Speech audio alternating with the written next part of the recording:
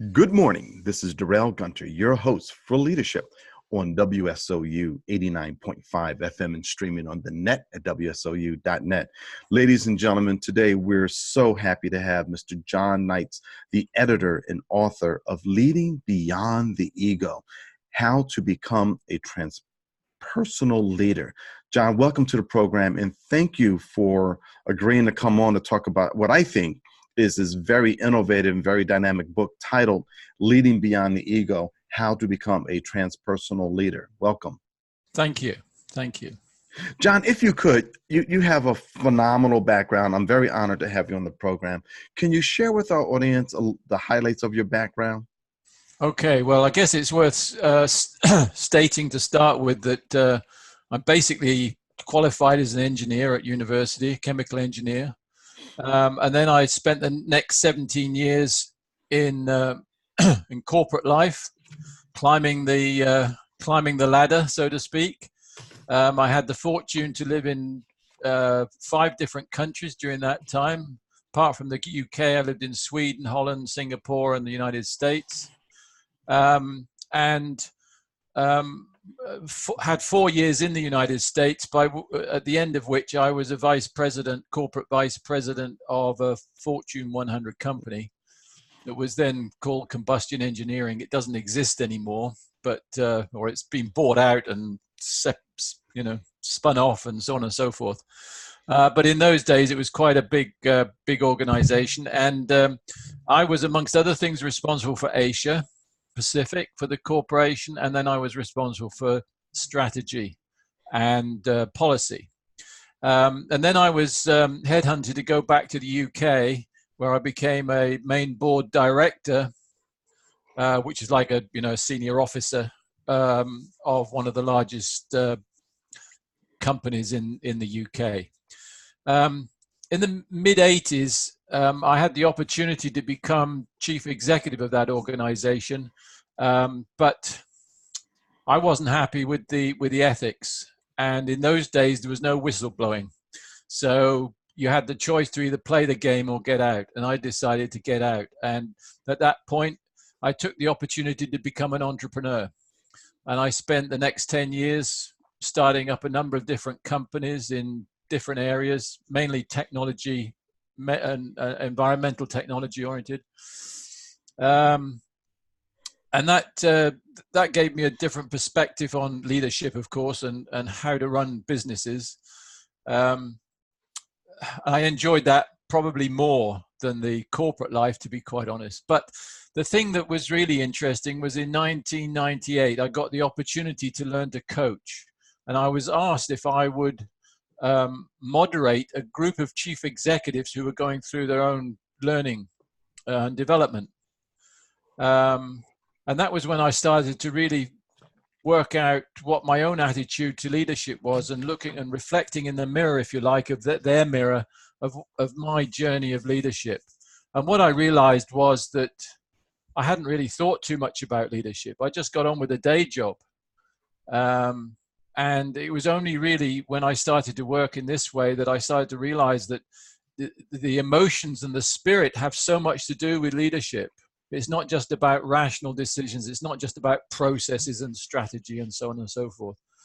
And I fell in love with that in a way. And sort of, I moved from the dark side, or to the dark side, whichever way you're looking at it, from being originally a simple engineer to basically being most interested in people and how people function. And so in 2003, with a couple of colleagues, we decided that what we wanted to do was to find a way to develop leaders for the 21st century that was going to be very different to what had been done before. So that's in a nutshell. And of course, you have your company called LeaderShape Global. LeaderShape Global. Yeah. And you chose the name LeaderShape for a very specific reason. And what was the reason for having those two words together? Well, it's we wanted to shape leaders, basically. I mean, it was pretty simple, and but we also wanted to. We had a goal to do it on a global basis. Not that we ever wanted to become a big company or big corporation ourselves, but we wanted to, through partnerships and working with other organizations, to be able to spread the word globally. You know, in reading this book, I mean, there's a lot to unpack here. I mean, I have read tons of books on leadership, and this one, I'm going to have to probably go through 2 or 3 times because there's a lot of rich information in there. You talk about, this book is in 3 parts: the intermediate journey of the transpersonal leader, the advanced journey of the transpersonal leader, and then implementation of transpersonal leadership development. But you talk about, prior to this book, there is a primer that you feel people should read.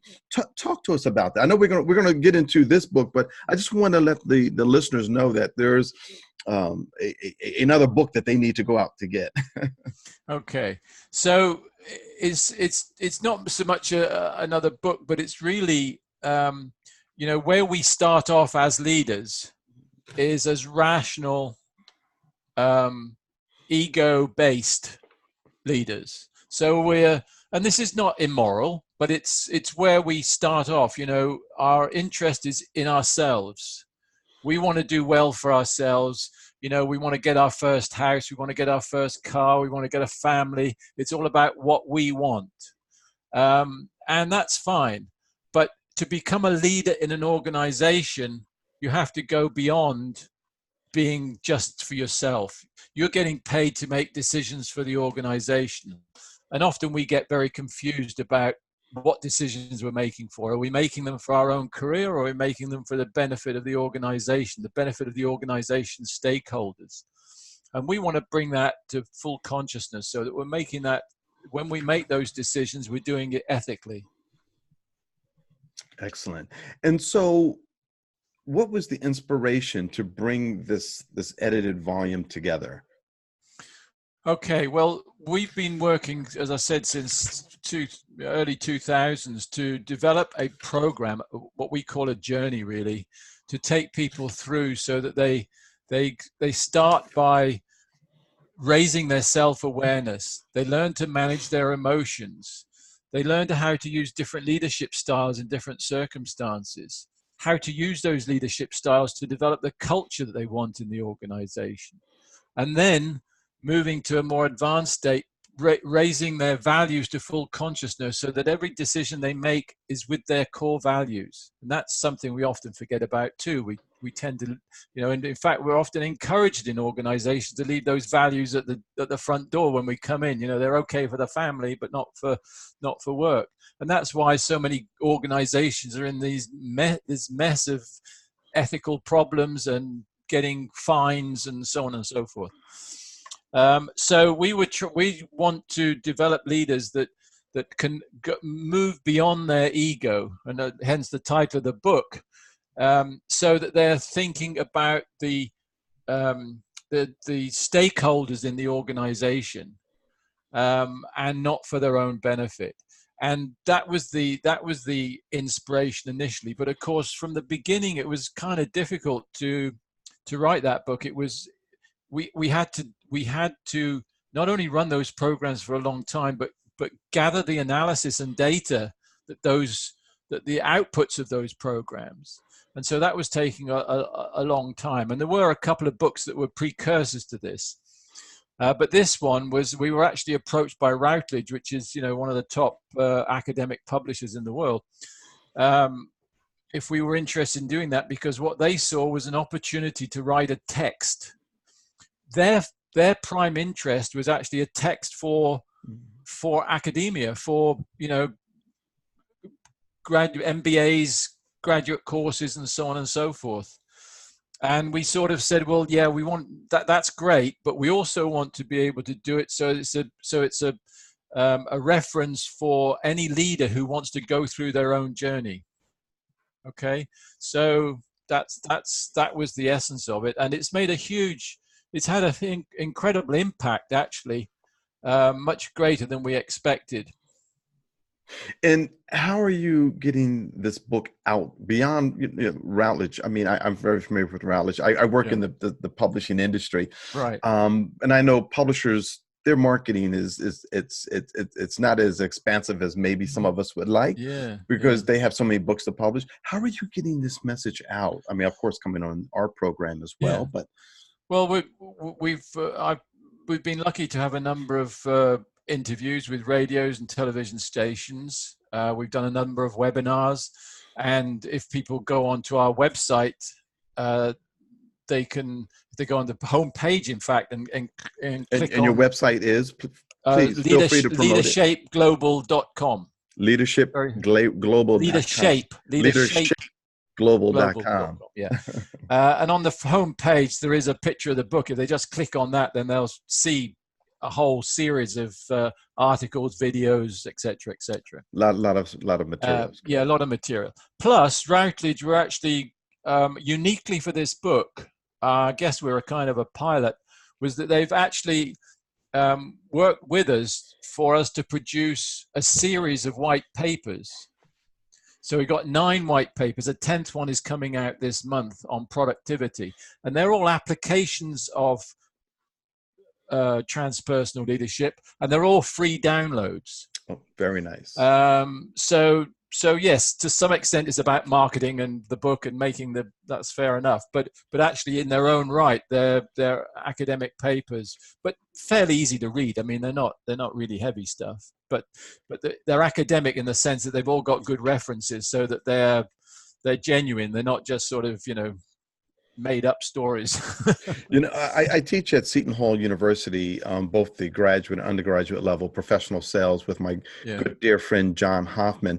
And one of his famous sayings is that the golden rule is that not that we want people to treat us as we want to be treated, but we want to treat people as they want to be treated. Yes. And in there you talk about the emotional intelligence and understand those folks. And that's just so important.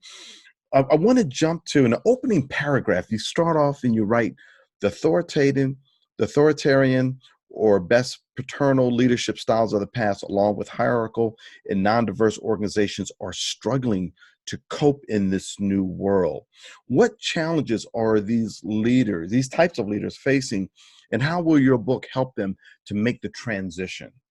Okay, so I think that the 2 key things are that the world is getting more complex, and therefore the old hierarchical system of the decision being made up in the cloud somewhere and then disseminated was okay in a simple world, but our world is too complex for that. So we need leaders at all levels. We need people to be able to take the decision who are at the sharp end, and they have to be developed so they can do that. But it's about sharing. So rather than the old maxim of a need to know basis. Well, this should be exactly the opposite. You tell people as much as you can. You only keep confidential that absolutely must be kept confidential. And so the company acts like an organism rather than a diagram. And I think that's absolutely necessary if we're going to operate in this sort of VUCA world that we're all talking about. I think the other thing is that society is changing very much. So we know that the millennials and the next generation, the Z generation, that they have different thoughts and different ways of thinking than my generation, the baby boomers, where it was all about we had a job for life sort of thing, and now people are, I think, in general, are much more thoughtful. They want purpose in life. They want the meaningful. The fact that the climate change is beginning to have such an impact on our world, and the young people are recognizing that they have to be treated so that there needs to be a more democratic approach. And I don't mean one person, one vote, but what I mean is that they have to be involved. People have to be involved in making the decisions that they have to carry out. So it's that kind of thing that I'm thinking about. Ladies and gentlemen, we are here with Mr. John Knights, who is the editor and author of the book, Leading Beyond the Ego, How to Become a Transpersonal Leader. And so moving on, could you give us a definition of transpersonal leadership? Okay. Well, in its simple form, it's about going beyond your own personal benefit. But in a little bit more detail, it's about learning to be robust yet emotionally aware. And by robust, I mean being able to say things fairly straight and being able to accept criticism, but at the same time doing it in a way that you're not going to annoy people or upset people unnecessarily, that you do it in a careful and emotionally aware way. And then you have to be radical, which means, and by that I don't mean blowing up city centers, but what I mean is being fearless, having courage, and thinking about, what are the basic alternatives. We've always thinking in organizations or in companies anyway about, it's all about making more money. And maybe we have to rethink some of that. We have to think about performance being more than just money. It's about quality. And quite often we're not providing that quality, even for the rich people, let alone the poor people. Mm-hmm. And then we have to be ethical. We have to bring those values to our work. And we have to be authentic. Again, I was brought up that I should be a different person at home than I am at work. That was the sort of the norm. Well, that's a load of nonsense, basically. It doesn't work. It causes stress as well. So you have to be authentic. So they're the kind of the key things. And then what that enables you to do is it enables you to provide a performance-enhancing organization that is ethical and is caring and sustainable. They're all key things so that's what transpersonal leadership is about. I was moved by figure 1.1, where you show the three different types of intelligence: the spiritual intelligence, the rational intelligence, and emotional intelligence. Yeah. Okay. So, I've been reading up on emotional intelligence for quite some time. Yeah. I haven't heard the word rational intelligence. Right. Explain to us what is that, and why is that so important as part of these three circles that bring together this transpersonal leadership? Well, rational intelligence is what we're taught basically at school, at university, and in the workplace. We're taught to think logically, to be analytical, and that is fine to a certain extent. That's how we get our processes and our structures, and that's all about management, if you like. But if you want to move into leadership, you've got to move away from that. And the other thing is that the rational intelligence is really the only one that's at the conscious level. It's something we can think about. It's something we can talk about, where your emotions are subconscious. And of course, your spiritual being is at a much deeper level than that. And by spiritual, I'm not talking about religion, by the way. I'm talking about, values and ethics and so on and so forth. Yes. And it's about being able to unwrap those different levels. Absolutely. And so in reading this book, you said that this is a good book for senior managers to read. I would say that this book is probably good for everyone to read, because as you have quoted Covey, there's the 4 levels of consciousness. Yeah. And one of the things that I like is to be able to go from the unconscious incompetent level to go to the conscious incompetent level, to understand if my manager is utilizing these principles, for me to understand those principles. What are your thoughts about introducing this book to folks who are just getting started in their careers?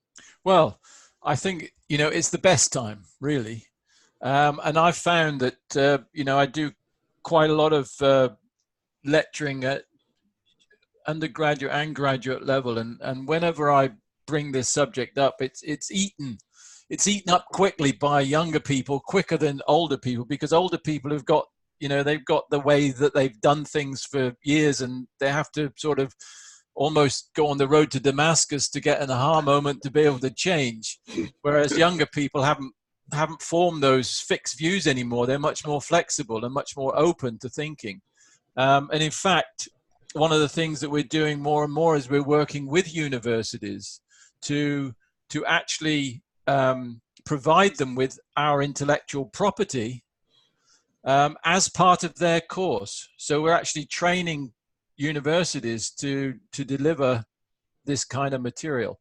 And it works very well at sort of MBA level, for example, where MBAs are getting tired and everybody's getting bored with them as their standard, the standard thing. What are we going to do new? Well, to me, the new thing you have to do is to have to throw this new kind of leadership into it, and that will turn it upside down and make it much more interesting. So we're talking with a number of universities in a number of countries about that. Well, I would love for you to come to Seton Hall to talk to our dean there, Dean Strauser there, about this, because I really think this is very, very I'd be more than happy to. Compelling work. And, the one thing in the beginning, you provided an example of a receptionist who greeted some visitors, and she was very forward in providing them information. It was, tell us about that example. And that example really struck me because very seldom in the course of my career have I come across someone that was that not forward, but helpful, wanting to be helpful. Well, it was a personal experience. I walked into the headquarters of a big oil company, and I was waiting to see the HR director, I think.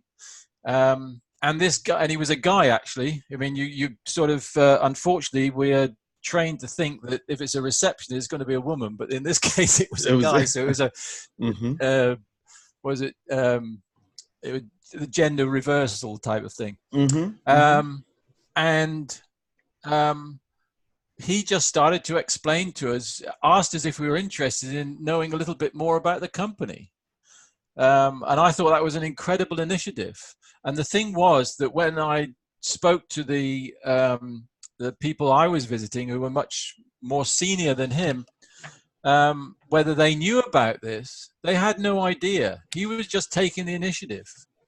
And I thought, wow, that's really great that he was doing it all on with his own, totally own initiative, and not even seeking any plaudits from anybody. And I thought that was, a very simple but very true sign of transpersonal leadership.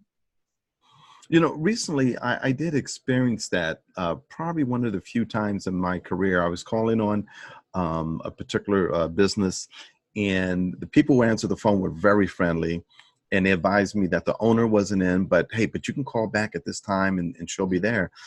And when I stopped in to the place of business, again, I was greeted very nice, and oh yeah, the owner's here, and we told her all about you. She's waiting to meet with you. And I was like, wow, that was a really great experience. Yeah. So when I read your example, it reminded me of that I just recently experienced that. Yeah. And how would you recommend to managers to make that part of the culture versus sometimes the traditional stone face, no soliciting allowed, we're not going to provide you any extra information because we want to. Absolutely. Well, I think one of the things that I have a big thing about is productivity. And I think the way you get productivity, the best way to get increased productivity is by discretionary effort. And the way you get discretionary effort is engaging people and empowering them. So if you make them part of the solution rather than just part of the process, and and you start asking questions. So I'm a great believer that all leaders should have a capability to coach and use the coaching style leadership. And I'm talking about doing the same as an external coach, but the coaching style leadership. And I don't mean the athletic coach either, where you're sort of giving advice, but this is about asking questions, so that rather than assuming that you know the answer and telling people how to do things, you ask people, well, how would you do it? And I think that's when you get some extraordinary inputs, and then people feel ownership, and once people feel ownership, then they'll put in that extra mile. So that's a simple answer to that one. Believe it or not, we're getting close to the end. As I said, if I would love to have you back on, because there's much more to unpack on this great book. But sure. On your figure 1.2, where you talk about the path to developing leadership, can you walk us through figure 1.2, because it talks about the launch, the intermediate, and the advanced portions of it. And change is hard. Change is hard. And I like the way that you have addressed this. You have addressed this head on to say, hey, this is not a quick fix.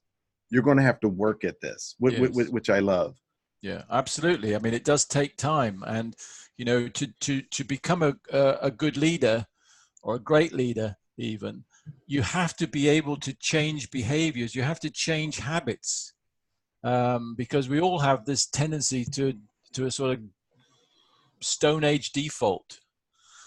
And so the first thing that we have to learn in this journey is about increasing our self-awareness. That's the first thing.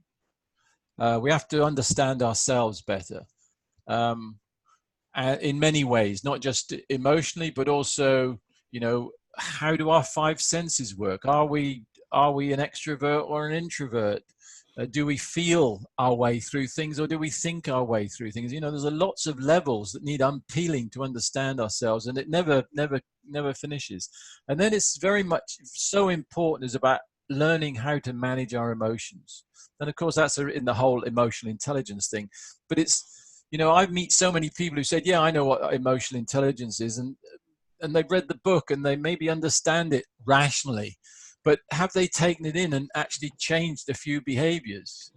Do they listen more effectively? In fact, we found that the number one granular behavior of all leaders that they need to develop is not listening attentively, but it's actually feeding back that you've heard. It's showing that you understand how people are feeling. That's the number one criteria for development in a leader. And then it's about these leadership styles. I mean, and I don't think you can beat Goleman on that. The book, I think it was called in the States. What was it called? I do know the book you're referring to. It's Anyway, we use it in our class. Yes, it's very good. It was written in about 2002, and it describes emotional intelligence and leadership styles in a way that is better than any other I've come across. But the important thing for us was that it fitted with the theories that we use around culture, so that you can link leadership styles to culture. Excellent. So that's the intermediate stage. So I'd like for you to take a minute because we're down to our last couple of minutes to give us some thoughts you want to share with the audience, but also how can they get in touch with you? That's very important. Okay, so certainly you can get in touch with me through the website. There's a contact link there where people can just ask to be in contact with me. They can also, I'm on LinkedIn. Just go to John Knight's LeaderShape Global and you'll find me on LinkedIn. That's probably one of the easiest ways. And in fact, one of the wonderful ways is so many people who've read the book contact me directly on LinkedIn. And we have the most amazing conversations. I've met the most amazing people through that. So that's the best way. And also not to forget that it's not just me. This book was written by a group of people. I maybe have written more chapters than the others, but very much a joint thing, and it needs that. I mean, it's just this book is too much for just one person to be able to write. Excellent. Any final quotes on leadership you like to leave with? Well, yeah, my favorite is Tolstoy, which is everybody wants to change the world, but nobody wants to change themselves. And if you want to be a leader, you've got to start off by changing yourself, and then you can think about changing the world. You know what? That goes very well with my closing comment. Ladies and gentlemen, I want to thank Mr. John Knights, the editor and author of Leading Beyond the Ego, How to Become a Transpersonal Leader. John, thank you for your time today. You're very welcome. Thank you. Ladies and gentlemen, that wraps it up for this week on Leadership with Darrell W. Gunter on WSOU 89.5 FM and streaming on the net at WSOU.net. Have a great weekend, but remember, leadership begins with you. WSOU 89.5 FM.